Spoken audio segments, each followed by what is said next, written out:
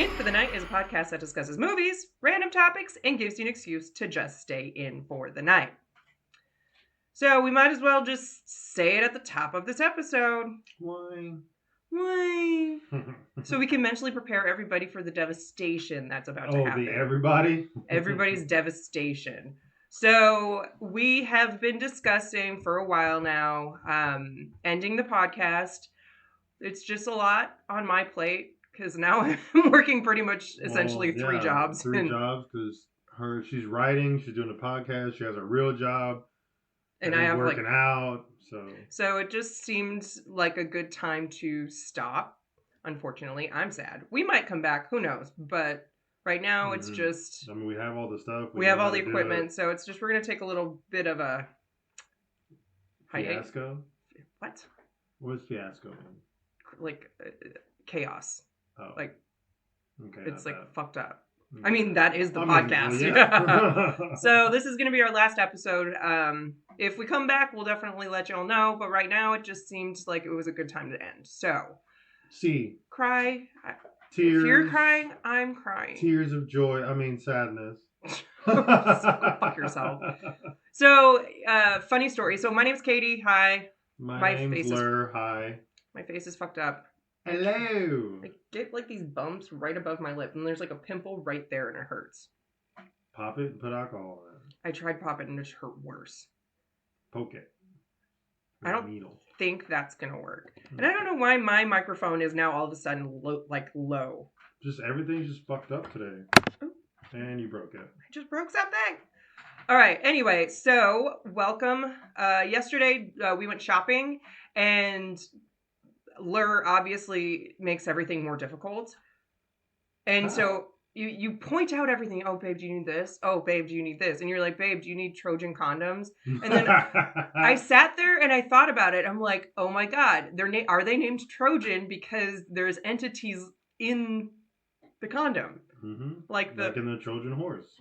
And so that was the connection. I put it on Facebook. I'm pretty sure that's probably why they called them Trojans. It was very clever. I thought it was they're clever. Strong. They're supposed to be like strong. Are they? I mean, I haven't gotten anyone pregnant, so... Whatever. So, thank you for joining us today on our final episode. I was telling Lur that I wanted to put that graduation song. It was like, for the times we spent together. Do the song they play in bars where it's like, closing time. Something. Don't lick me. Take another shot. Arrows here.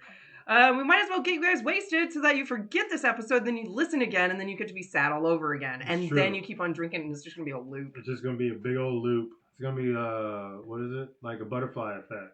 Butterfly. So, let's just get into it, I guess. Oh, how was your week? Might as well say that. Oh, well, I got my appointment on Monday, and I'm probably going to have to start back work on either Monday or Tuesday, so not excited about that, but, you know, time to go back to work, I guess. Time to be an adult. Time to be an adult again. While you did not work for the last 2 months, I have gained 2 jobs. Exactly. So I can retire, actually. I'm thinking about it. I fucking hate you. I can be a stay-at-home dad. But, yeah. So I have been writing, and I gained another storyline. I don't know if I said that last time. That was weird. What the hell was that? I don't know. My eyelash did something weird and then stabbed me. It's retaliated against you. It was connected, I guess, and it finally opened up. And it was like, bink. Oh, God. Okay. Well, let's go to the movie that we watched. We watched Dear David. And again, if you have not watched it yet, again, take a shot because our dog is being annoying.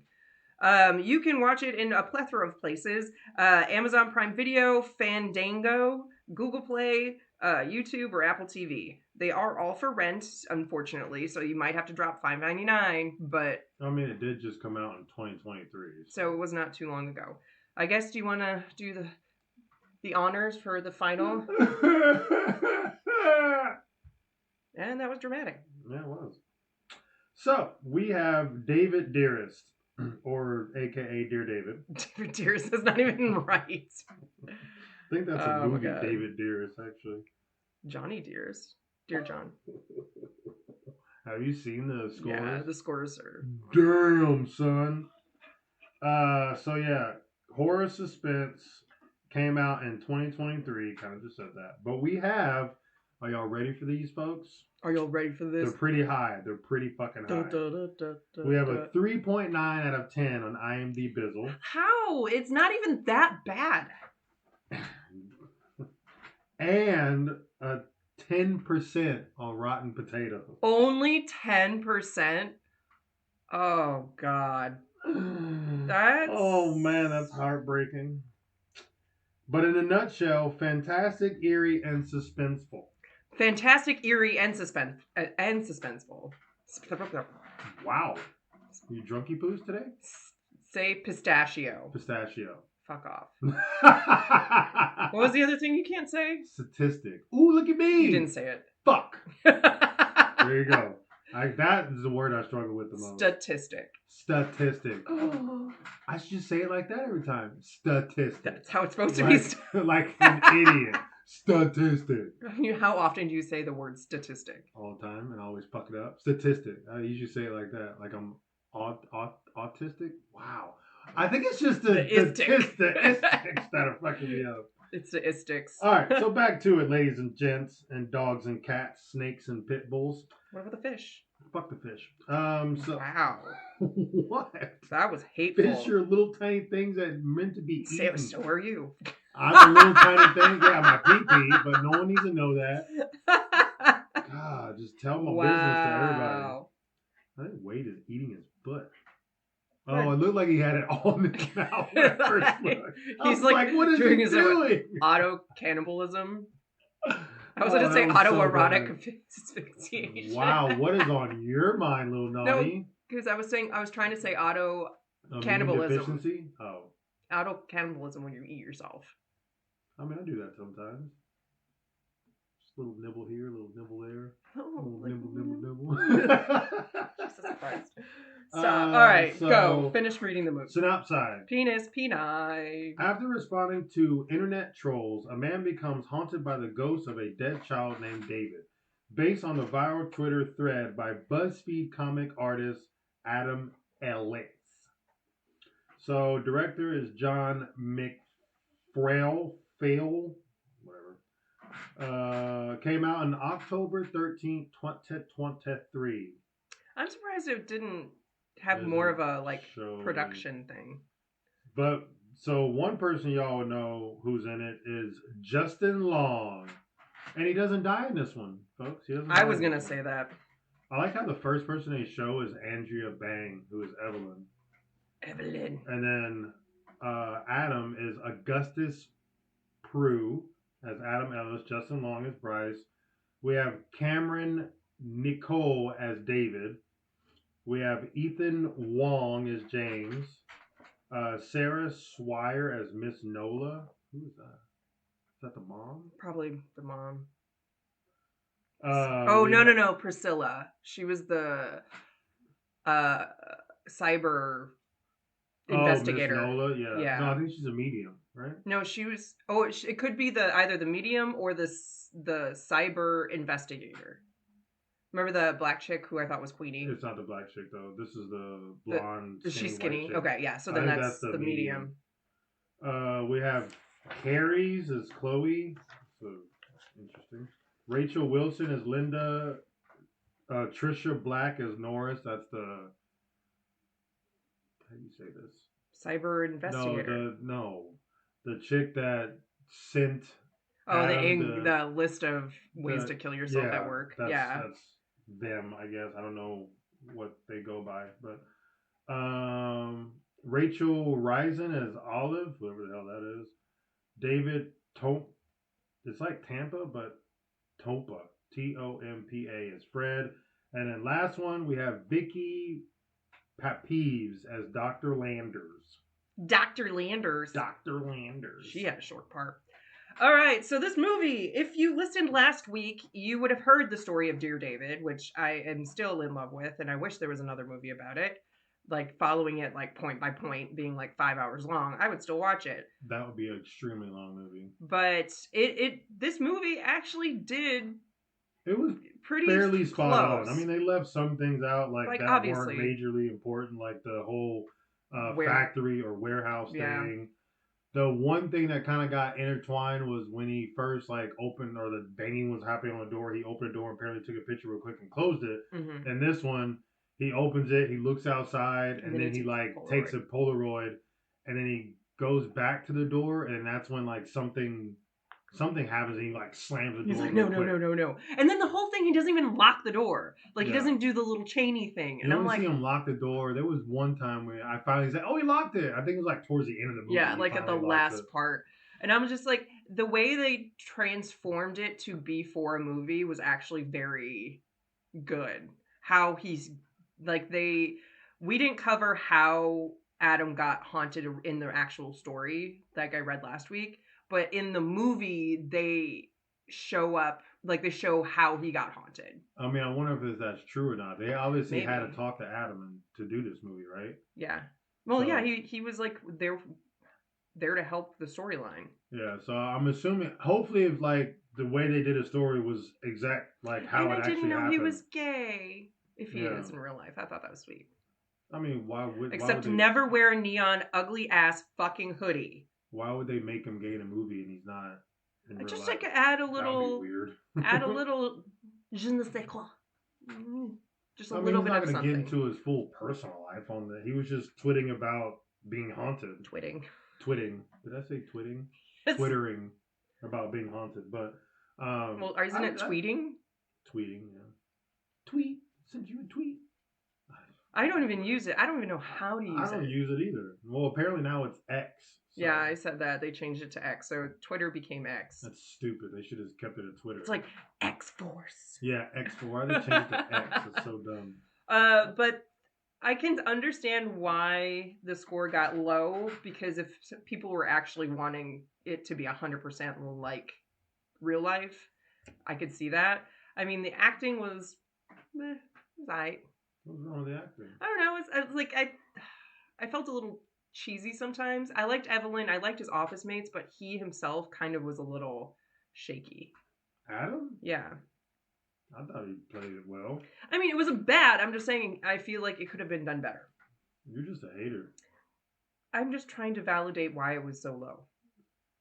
I mean, you got to look at the comments, not guess. Yeah, but the thing is, like, even fucking the Conjuring people, like, the people who made the Conjuring, I think, made this one. Oh, really? I think so, yeah. I mean, I've said the director's name. I don't know if he... I don't know if it was a director or somebody who wrote it. That's where I'm... So, I'm like, this was supposed to be one of the good scary movies, but definitely watch it. I mean, it does have some jumps, for sure. I jumped. He jumped so many times. Mm-hmm. So, what is your score? Oh, fuck. I don't know. What is your score? I'm going to give it a solid 8. You talk crap about it, but yet you give it an 8. An 8. I usually give like ones I like 10. So 8. I would still watch it again, but it's not. I wanted it to be exactly. Fuck. I don't know. Let's do 7.5. No. Oh my god. I do it 8. Okay. Awesome. Good job. Awesome. Fantastic. So that concludes the movie. Definitely go watch it. It is. Going through puberty or what? I'm like hiccuping because of my heartburn. I have heartburn, folks. And if I'm hiccuping or burping, it's just because I'm suffering a lot. Dying slowly. From the inside. It's like burning from the inside out. And it's like lava forming in your inside. I mean, if I could spout lava and shoot it at people, that would be so That'd great. be cool. You probably won't be alive though. But yeah. Probably not. Probably not. All right, so let's get with our topic. So today is, I really find this one fascinating, and I'm glad it is our last one.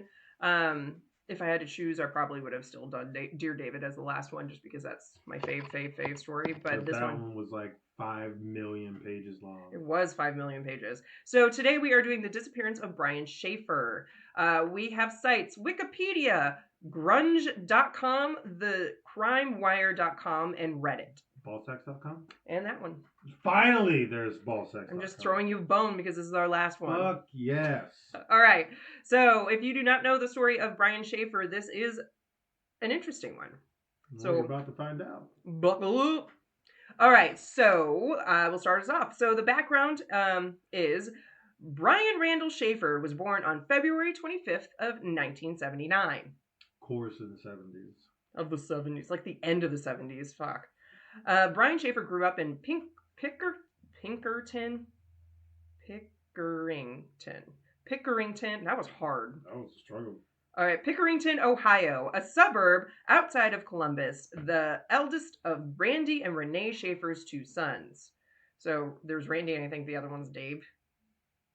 I think so. I don't know. We might find Brian. out. Sure. Brian is Michael.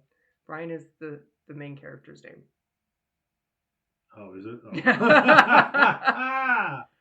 Oops. All right. He graduated from local high school in 1997 and went to Ohio State University, OSU, for his undergraduate work. 6 years later, he graduated with a degree in microbiology. Following that, he's becoming a doctor. Following that, Schaefer began studies at OSU College for Medicine in 2004. During his second year there, in March 2006, his mother died of myelodysplasia. Gingivitis. No, it has to do with like the bones not being able to create make it kind of.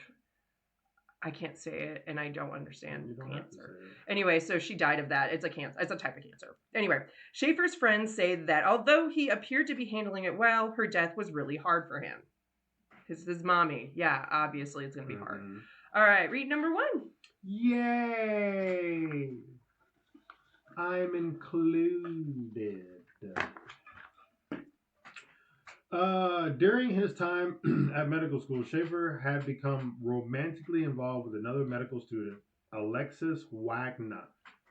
She, along with their families and friends, believed that Brian would probably be proposing marriage to her later in 2006.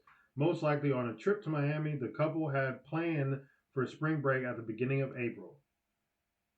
So the thing is, I'm just going to throw that in there. They speculate he was going to propose. Whether he was or not is a different story. Mm-hmm. Continue. That's weird. Why would she speculate? I don't know, because everybody's like, that easy to read. Like, do you remember the movie Legally Blonde when she was going out to dinner with, what's his fucking face?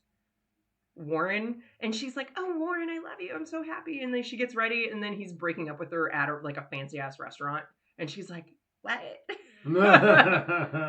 And she walks her down the street, and he's following her in a car, and then she looks like shit, and then he goes to law school, and then she follows him, and that's the premise of Legally Blonde. I can't remember that movie. I think I've seen it. I don't know. Tropical locations such as Miami were attractive to Schaefer. He liked the relaxed lifestyle. He told his friends that despite his decision to pursue a medical career, his real ambition was to start a band playing music in the vein of Jimmy Buffett. And he adored Pearl Jam enough to get their logo tattooed on his arm. Wow. I know, right? All right, so that is the background for this. We are just going to get into the fucking disappearance. Hell yeah. So, the disappearance. On March 31st, a Friday, 2006, just so you're out there, classes at OSU ended for spring break the next week. Schaefer and his father, Randy, celebrated the occasion by going out for a steak dinner together earlier that evening. Schaefer's father noted that he seemed exhausted from having pulled all-nighters earlier in the week, cramming for some important upcoming exams.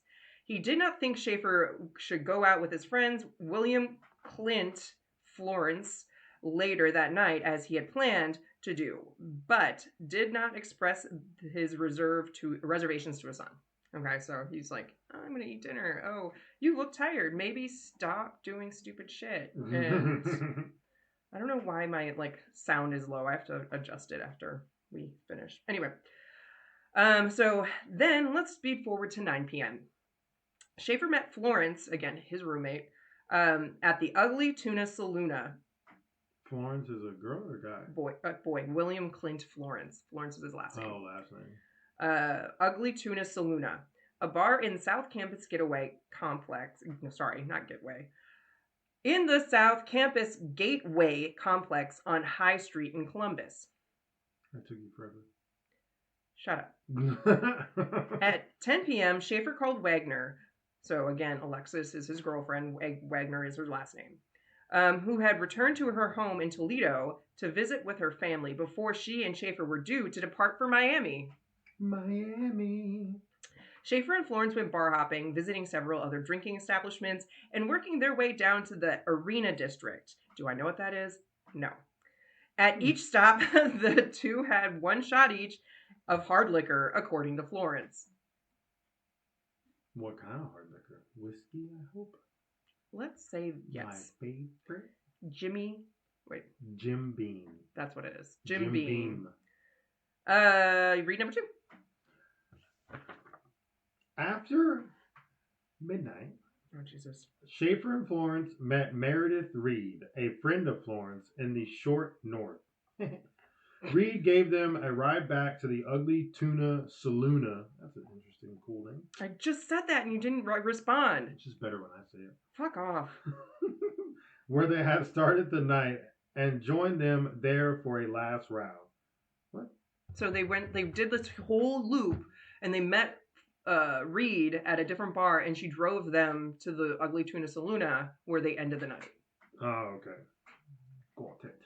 While the three were there, Schaefer separated from his companions. Of course he did. Is that it? Sure. Florence and Reed attempted to find Schaefer, repeatedly calling him. They left with other patrons when the bar closed at 2 a.m., waiting outside for Schaefer. When he was not among the departing crowd, they assumed he had gone back to his apartment without letting them know. Wagner and Schaefer's father both tried to call him later that weekend, but he did not answer. On Monday morning, he missed the flight to Miami. He and Wagner had scheduled long before. He was then reported missing to the Columbus police. So I find it a little fishy that he disappeared right before he was supposed to take this trip with Wagner to Miami, where she thought he was going to propose. Why is that? I mean, just like it's like it's probably convenient. It's probably the same thing that happened back in that thing that we read where the guy was like with someone and his friend disappeared for years and he ended up taking the fall for it and he got killed, sentenced to death, and he just like disappeared because he didn't want to like be with that woman or whatever anymore. Something like that. Probably the same thing. He probably just like made himself disappear just so he didn't get married to Wagner. Right. Because she's apparently controlling, it seems like. Because she's like, oh, he's going to propose to me. I know. It was just speculation. She wasn't saying, like, being like, yeah, he is going to. She was just like, oh, he might. Okay. So we're going to go to the investigation. Read number 3.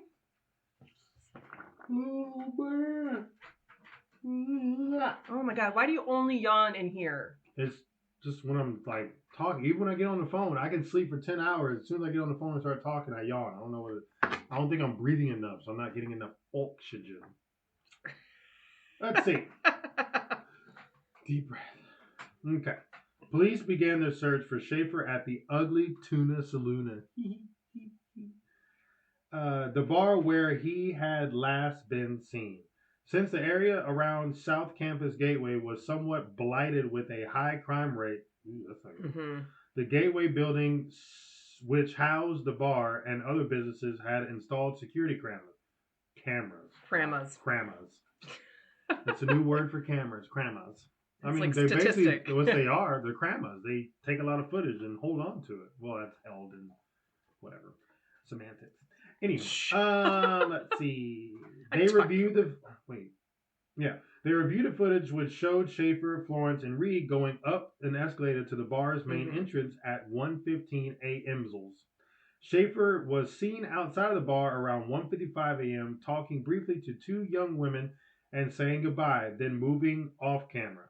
The camera did not record him leaving shortly afterwards when the Ugly Tuna Saloon closed. Oh my God. This was the last known time that Schaefer was seen. Okay, so just like going into a little bit more in depth with the videos, it's like really creepy because you see everybody riding the elevator and somebody circled him on the camera, and then later in the evening around 2, he's outside talking to these 2 ladies. Like, one girl is trying to bring her friend home, but her friend doesn't want to go. So he's like trying to calm them down. And then not like 10 feet away, there's a couple police officers just standing there. And then, like, while he's talking to the girls, he's like staring at the officers for like a good 30 seconds to a minute. And then he comes back and then he starts talking, pulls out his phone, but then we don't know what happened to the phone. Because it looks like it's in his hand, but then he could have either put it in his pocket because somebody was like covering it up, or they think they might have put it in a girl's purse. Mm-hmm. So those are the videos. They're creepy, but it's like there's nothing else. There's nothing else of him leaving. There's no video of him leaving. So, during the first few days of the disappearance, up to 50 cops searched for him at any given point, at any given time. Schaefer's friends and relatives were questioned and took lie detector tests. Those who had seen Schaefer that evening, including his father, were asked to take that lie detector test. He and Reed passed theirs. So Reed was, remember, the girl who joined, as did reportedly all the others. So everybody passed. But Florence refused. Florence is his roommate. For some reason, those 2 women who had been chatting with him out in the front never were asked questions. So that's weird. All right, so they're technically the last 2 people to see him. Right.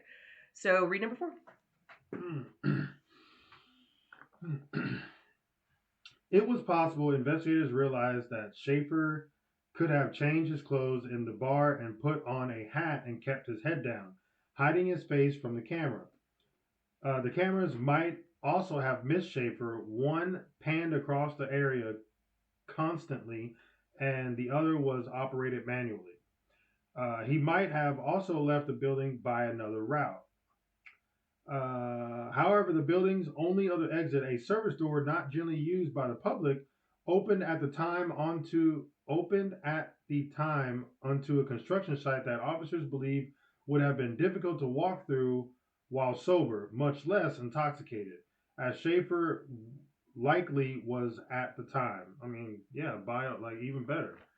So he's like, "Ooh, here's another exit. Let's just go through here." Maybe he's trying to hide from the cops or someone, and maybe went that way and fucking broke an ankle or something. Well, we'll get into it. I'm sure they checked over there though. Yes. Since Columbus has the most security cameras of any city in Ohio, more than Cleveland, Cincinnati, and Toledo combined, officers next looked to the footage from other bars to see if cameras there could explain how Schaefer had left the ugly Tuna Saloona. Whatever. However, footage from cameras at 3 other nearby bars showed no trace of him. So if he was walking away, they would have seen him in the cameras. Like that's how there's like a TV show I think on Hulu where it's like they solve cases by looking at CCTV. It's crazy. Like that's the only thing. You're like, oh, this girl disappeared.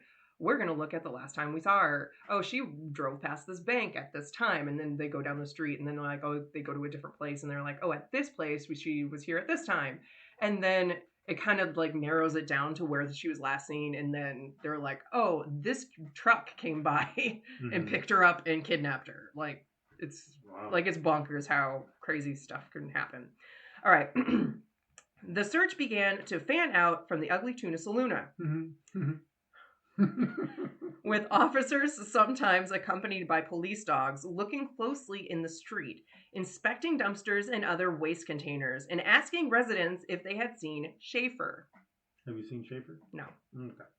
Maybe he ended up like that girl in that movie where she was running and then she tried to get into the trash can and then the car hit her and she split her in half. But, I mean, maybe I still don't think that's logical. But All right, read number 5.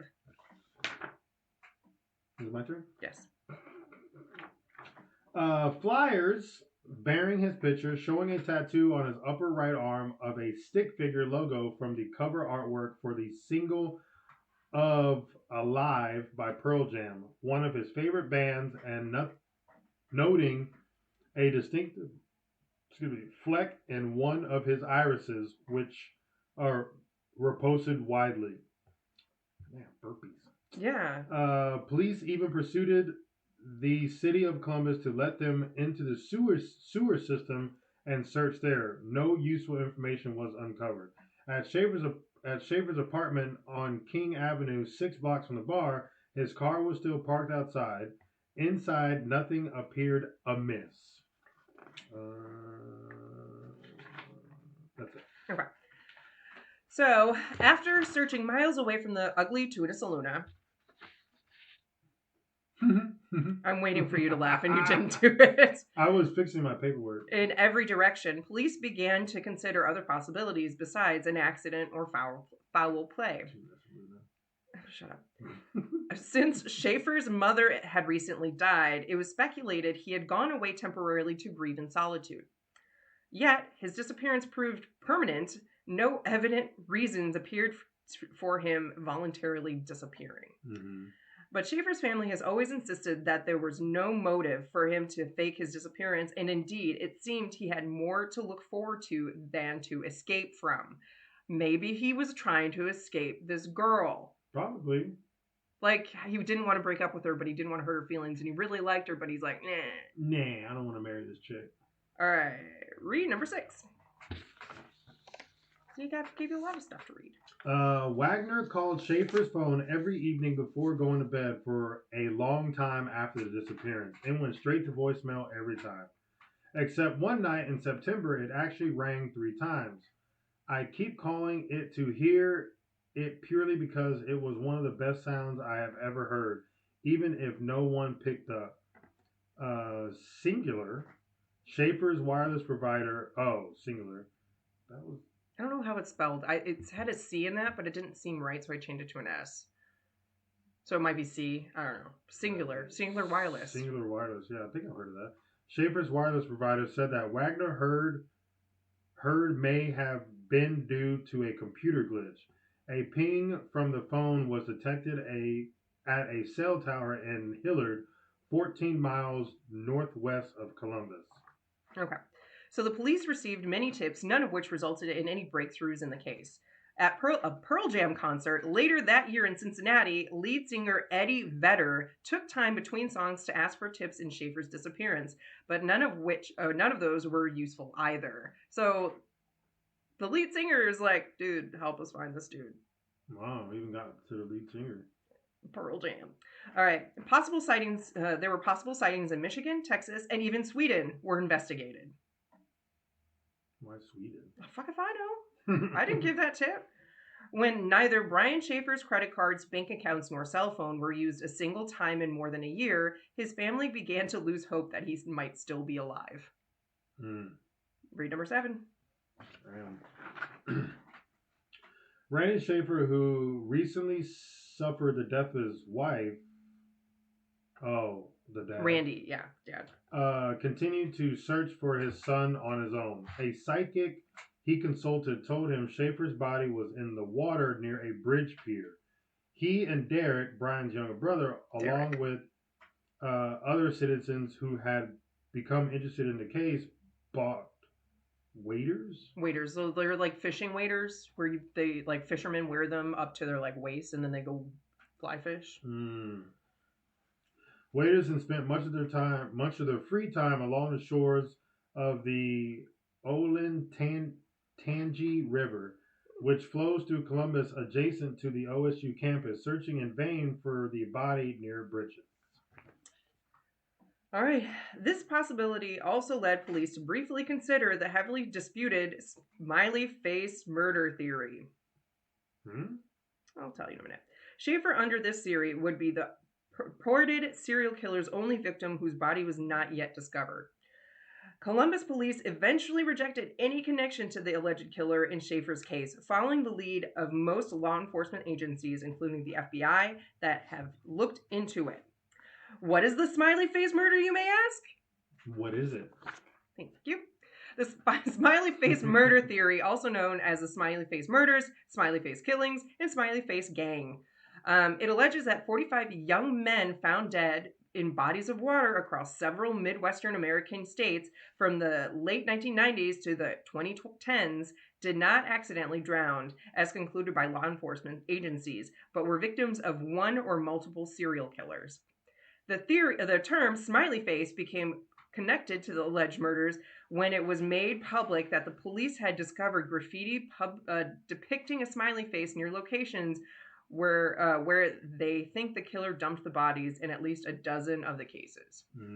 So it's either that, and then I also heard a theory that the person who was doing the killings, if you looked on a map, it made a smiley face. All right, read number 8. In September 2008, during a heavy windstorm, Randy Schaefer was out in the yard of his Baltimore, Ohio home clearing debris. A branch blew off from a nearby tree and fatally struck him. Oh, yeah, shit. He died in like the worst way possible. Like he was just doing like chores around the house, and then a tree branch hit him. Wow. Neighbors found his body the next morning and called police. After his obituary ran online, a condolence book was posted. One of the signatures in it said, "To Dad, love Brian, U.S. Virgin Islands." This suggested Brian might have left Columbus for a new life elsewhere. However, upon further investigation, the note was found to have been posted from a computer accessible to the public in Franklin County. It was determined to be a hoax. I think I just fixed our microphone problem. Nice. Right? Okay. So yeah, his dad died like 2 years after his disappearance-ish. So that sucks, how he died. Sucks. And this is really loud now. Sorry, folks. I'm making you deaf for the rest of your life. All right. So, subsequent developments. Shortly after Randy Schaefer's death, Neil Rosenberg, attorney for Florence, remember Florence is his roommate, wrote to Don Corbet, a private investigator who had volunteered his time to help the Schaefer family find Brian, regarding his client's ongoing refusal to take a lie detector test. So he never took one.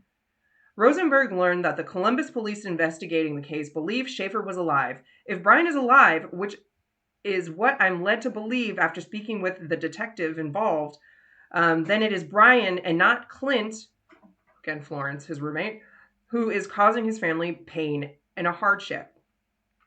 Rosenberg also wrote, Brian should come forward and end this, Florence, he said.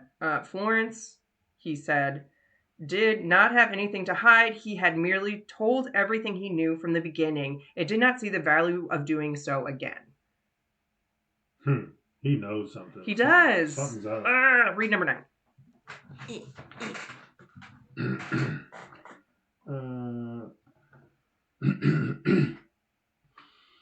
Gotta take a deep breath so I don't yawn. Many of those who were close to Brian Schaefer had criticized Florence for not being forthcoming enough.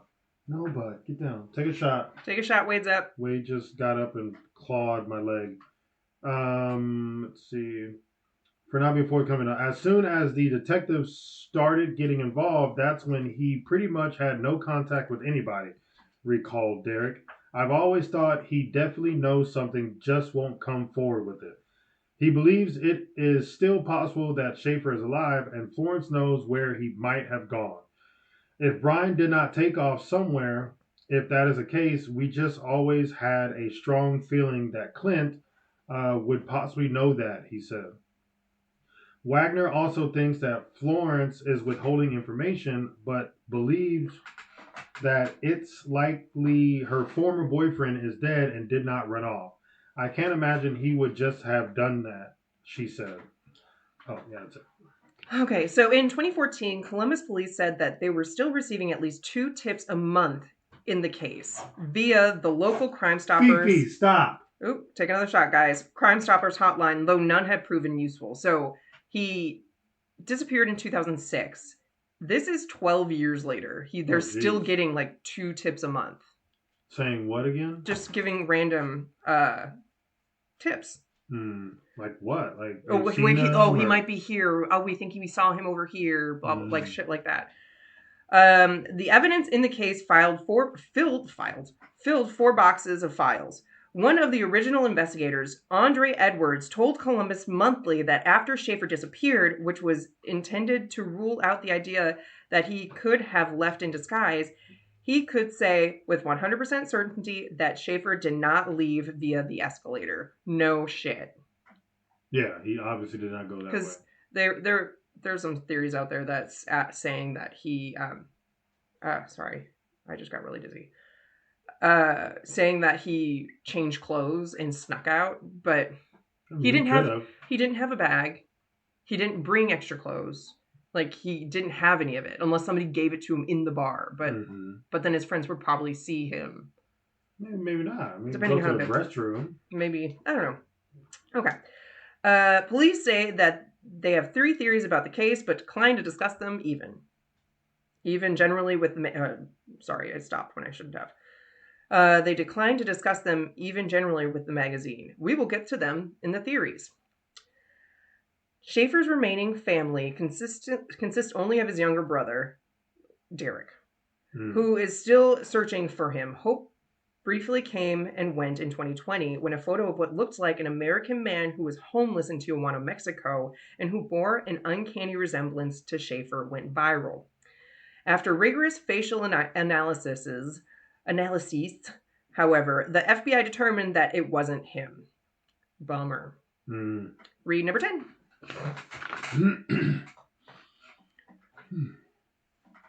If alive, Brian Schaefer would be 42 years of age. The Ohio Bureau of Criminal Investigation released a digital mock-up of his face to reflect that age progression in hopes that someone might miraculously spot him, shall he still be alive and well. Actually, he's 45 now. See, I don't know if this is supposed to be part, because you have A and A, but you have 11. So I don't know if this is supposed to be part of 10 or 11. Looks like it's part of 10. Yes. I don't know why'd you put 11. 11's under it, babe. It's just spaced weird because I can't fix it. Oh, so there's only one A. Okay. Correct. Wagner married another man soon after, and she now has a family of her own. Well, at least she moved on. I mean, it would still suck to, be ghosted so bad from a guy. Well, we don't know if he's ghost. We don't know what happened. All right, so that is pretty much the investigation. That's where we're at now. Still unsolved, which sucks, but we have some theories we're going to go over. Yay, theories. Okay, so first theory we're going to cover is, was it an accidental death? But they would have found a body or something. Just listen. Clothes. According to Talk Murder With Me, the Ugly Tuna Saloona had what many refer to as an emergency exit, though notably, this exit was not intended to be used by patrons, and it apparently led to a construction site. Some theorize that Brian Schaefer might have wanted to take a shortcut home by using the emergency exit, only to fall in a hole while navigating the construction site. On the other hand, the publication also wrote that the construction workers would have likely noticed a man inside a hole before pouring concrete in it. Maybe, maybe not. Depends on how deep it is. True. I mean, if it's only like 6, 7, 10 feet deep, yeah, I can see him. But if it's like a hole that they dug that's pretty fucking far, you're not going to see that. Unless you shine a light down there, which most people don't do that. But they usually cover that shit up anyway. Mm-hmm. So, but I mean, that's a possibility. I still think he did probably go to that construction site. How else did he leave? Was there another side of the building that he can get thrown into someone's car? But there was cops outside, so I don't think there's no way he got abducted outside if he did, because there's cops there.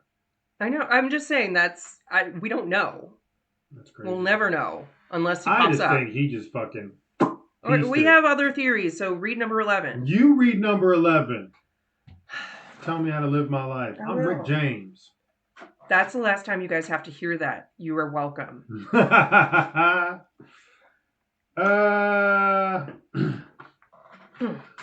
Deep breath.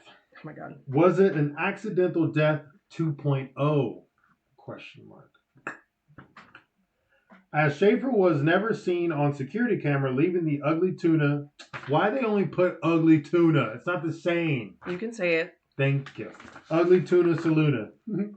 Shut up. The site had such a cool name. I want to put it on a shirt.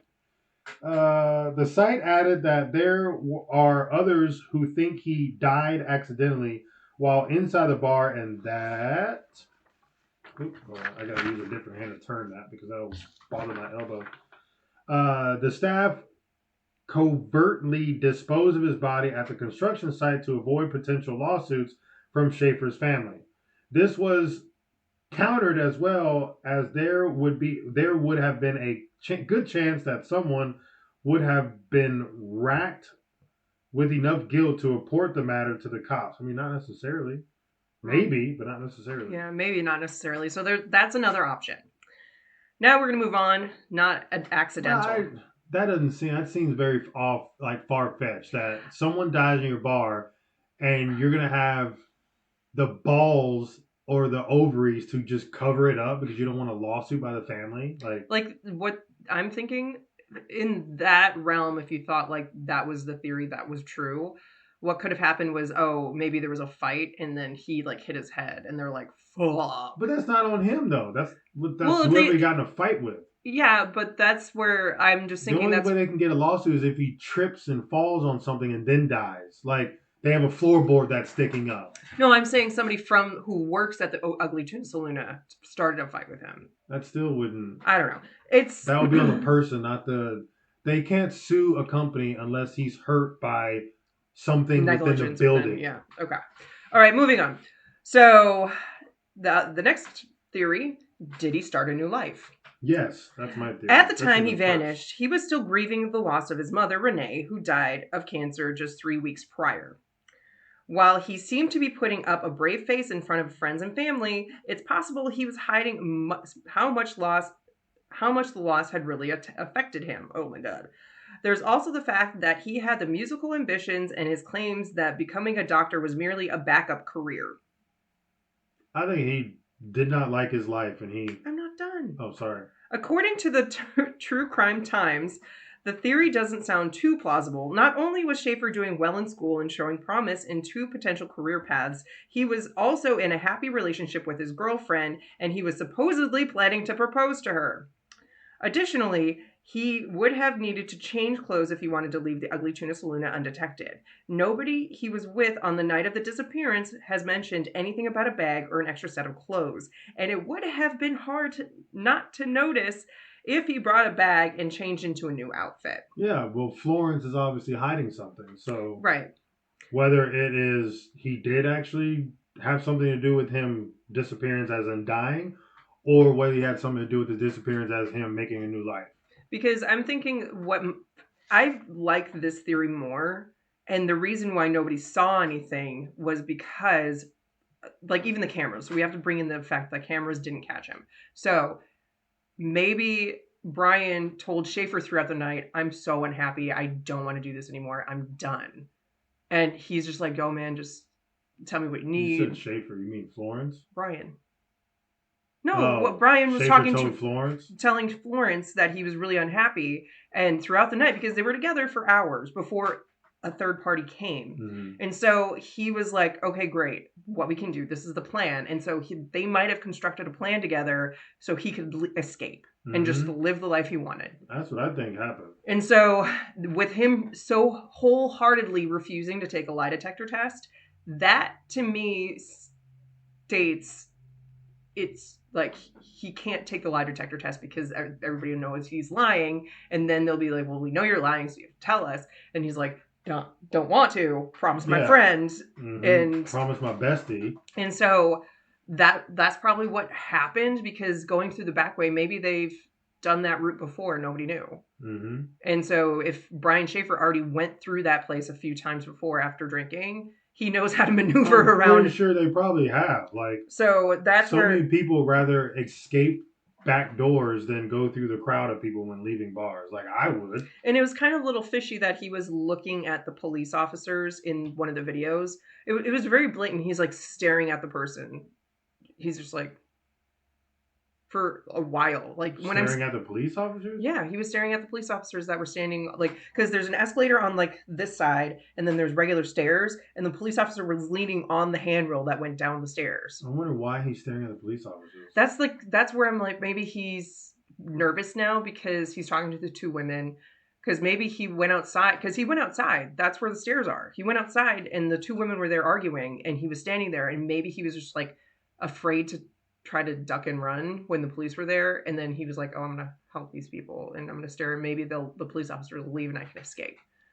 I'm pretty positive he wasn't even thinking about the cameras. Yeah, probably not. But that's like one of the theories, and I think that's possible. Read number 12. Was Schaefer's friend hiding something about his disappearance? We'll all be. Clint Florence was one of the last few people to see Brian Schaefer alive, and he also stands out for one other reason. He is the only person familiar with the case who refused to take a polygraph test according to the Lantern. What the fuck is a Lantern? It's like a publication. In April 2009, Florence told the Lantern in a phone interview that any and all questions with the words specifically capitalized about Schaefer's case should be directed to his lawyer. Wow. Given how cagey Florence and Rosenberg have been regarding the matter, could Schaefer's friend have been involved in his disappearance? Some Reddit users think so. This one also varies anywhere from the roommate murdering Brian to helping him get away and start a new life outside of the country. The speculation seems to come from three things. 1, he lured up immediately. 2, he refused a polygraph. And 3, he left without Schaefer. So he left the bar without Schaefer, and if it's his best friend roommate, he probably knew he wasn't coming back. Yeah. And so all like other things like that, kind of while you were talking about his roommate, I was thinking maybe his friend gave him like a couple grand because they're becoming doctors, so probably the family's well off. So maybe he took money out of his account and he gave it to him earlier in the night before Reed was there. And so now they're back at the Tuna Saluna, and he was like, "I'm gonna leave. Like I'm gonna leave everything here, drop and run." And so that's where Florence could have helped him. Mm-hmm. I think Florence helped him in a good way. I don't think Florence would. I think Florence is a good friend, and he's like, "I got you, man. I won't say anything." He's like, "You can't say anything. You can't tell my family." It's like, why would they? It doesn't seem like Florence would have anything to be jealous of him about. Like, they're both best friends. They're both pursuing the same career. Right. Like, I don't know if maybe the only other thing I can think of is that Florence wanted Wagner. But she obviously didn't. Now, if she married Florence afterwards, that can be like a oh shit type thing. But she didn't. She married someone completely different. Or like, and this is not even one of the theories, but I was thinking that maybe earlier the week or that day or whenever, Schaefer broke up with Wagner and Wagner flipped the fuck out, and maybe she killed him. But she was in a completely different state, I thought. I thought she was supposed to be with her family. I don't know. Like, maybe he went out to talk to her at the back, and then she shoved him. Like, Toledo's not... I don't think it's that far away from fucking wherever this is. Cleveland? You don't have a phone? OSU. Ohio State University. I don't remember. Columbus. Because you said she read, like, she went to go visit family. Toledo. In Toledo, Ohio. It's the same state. So, Columbus. Okay, so Columbus. They're in Columbus, and... She went to Toledo. Toledo, but I'm just thinking maybe... There could be foul play, because he just randomly disappeared, and then she's playing the sickened girlfriend when she thought he was going to propose, and then she went bonkers. Maybe. All right, but it's just... But there would be some type of, like... but they didn't find his phone. Mm-mm. It wasn't. But no, didn't they polygraph her? Mm-hmm. Mm-hmm. Oh no, because she wasn't there. Hmm. I don't think they did. I thought they polygraphed everyone besides the only one who didn't want to do it was Florence. Yeah, but the thing. So they did the dad, they did the brother. Okay, so those who had seen Schaefer that evening, including his father, were asked to take a lie detector test. She did not see him that evening. Hmm. So that's a possibility, but that's an alleged. Yeah, it's like a little out there. I think he just wanted to start a new life, and he just. I'm not done. Well, yeah, I'm done with that. Okay, did you read number 12? I already read number 12. Okay. Now it's my turn. So the next theory is, we already discussed it earlier. It's called the smiley face killers theory and possible foul play. So, being a 27-year-old medical student who was clearly intoxicated at the time of the disappearance, Brian Schaefer seemed like the typical victim. If these highly educated, privileged young men are being targeted, one would think there would be at least a few reports of them being followed or stalked, the site explained. So, in some of these, if I recall correctly, in some of these smiley face killers, the killer stalked them and they knew and they were scared. And so one of the victims got murdered and tossed over like the side of a river, like a bridge, and into a river. So that's that. Wow. Okay. So we cannot 100% rely on Reddit, but it seemed a little interesting. Below is from Socratic Tiger. All right, so this is just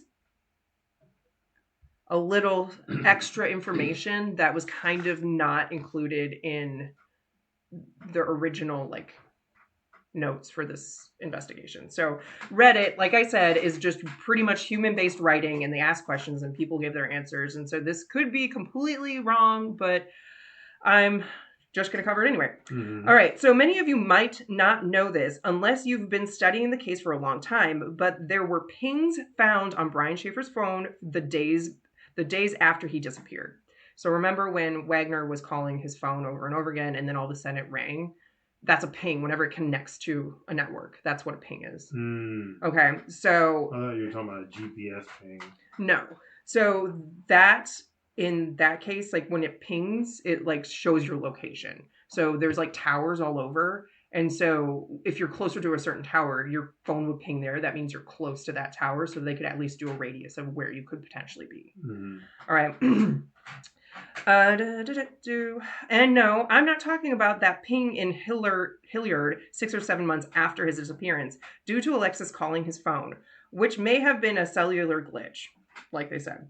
I'm talking about regular phone pings the days after his disappearance. They were located near the area he disappeared, not in Hilliard or some other far away place. How do we know this? Well, the former lead detective on the case from the Columbus Police Department, Sergeant John Hurst, he is now retired, said this is in an interview with Kelly Bruce. He may have unintentionally given the information. I don't believe the police wanted this information out because perhaps it was confidential to the integrity of the case.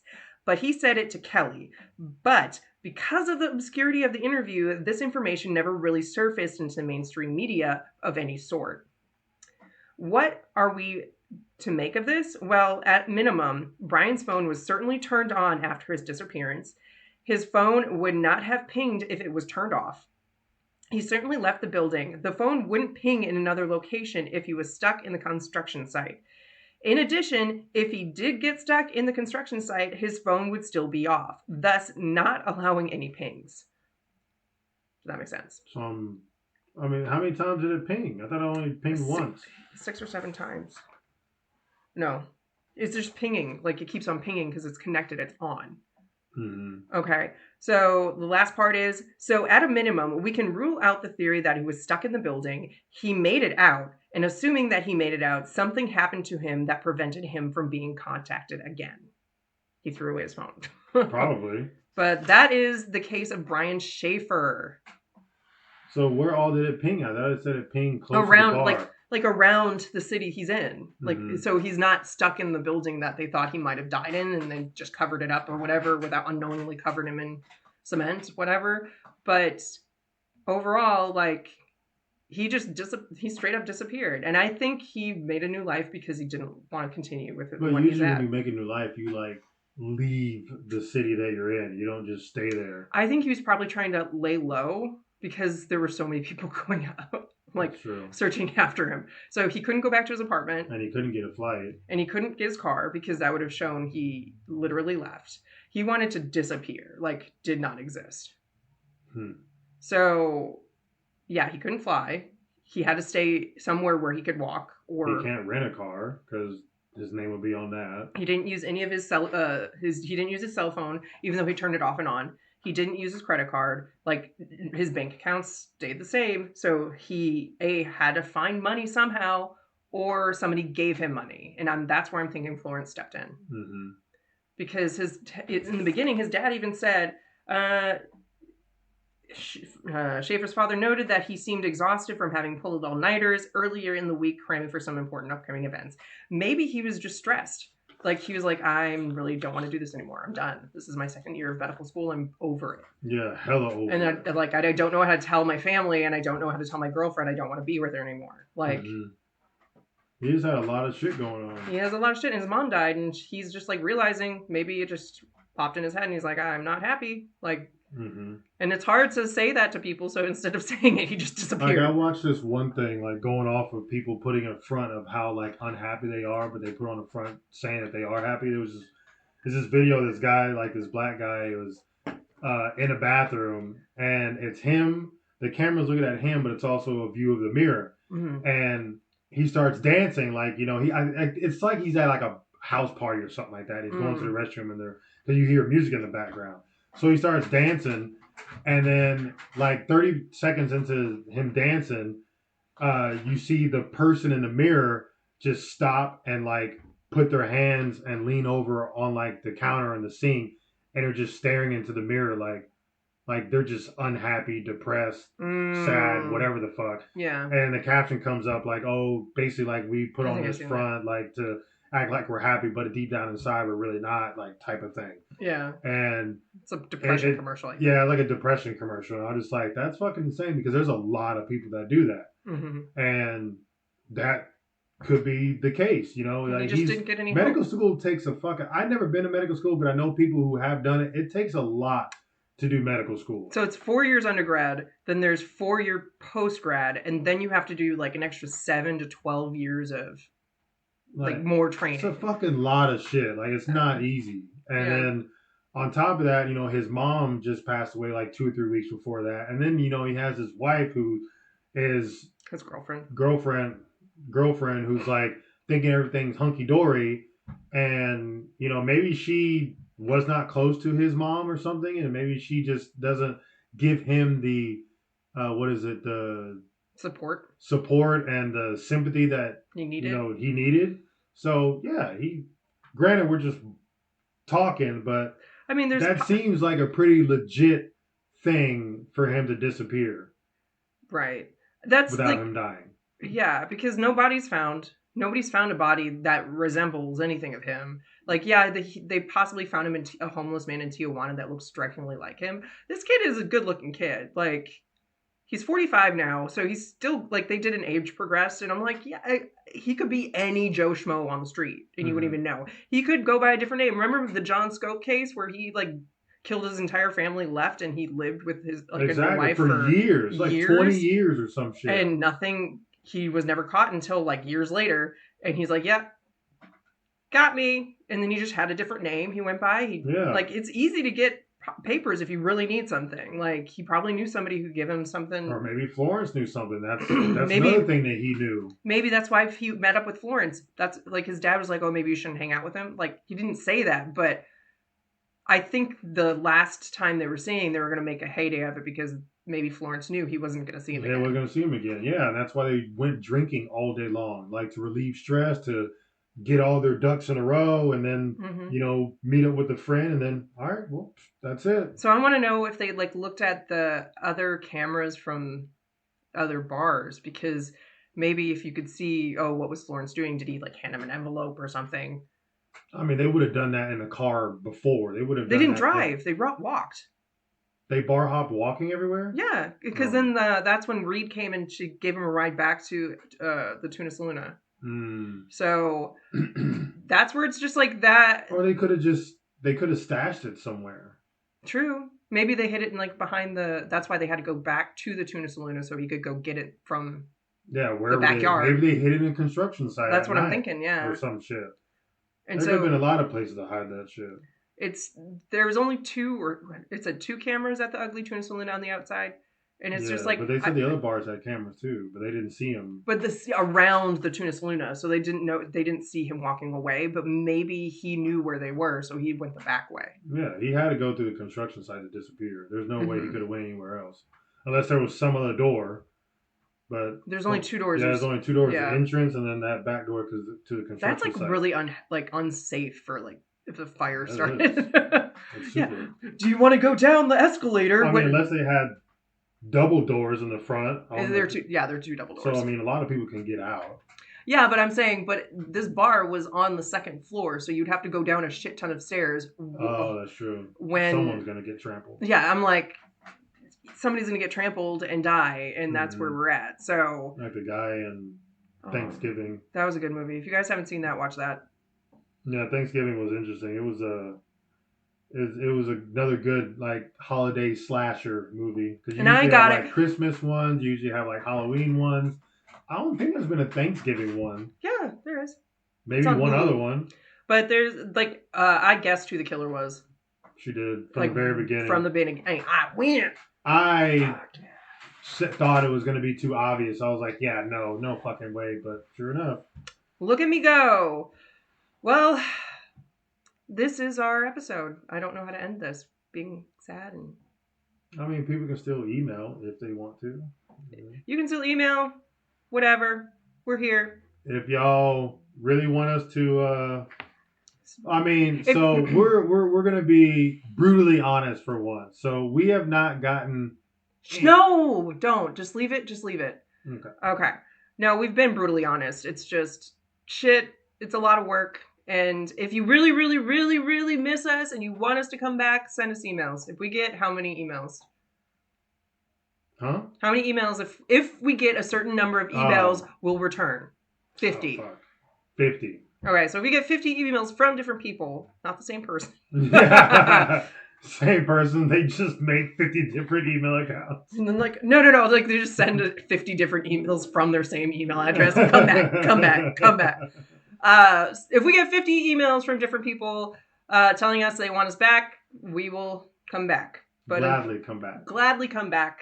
But as of right now, this is going to be our last episode. And, well, thank you so much for staying in for the night with us. And, take another 2 shots just for shits and giggles and shits. And, yeah.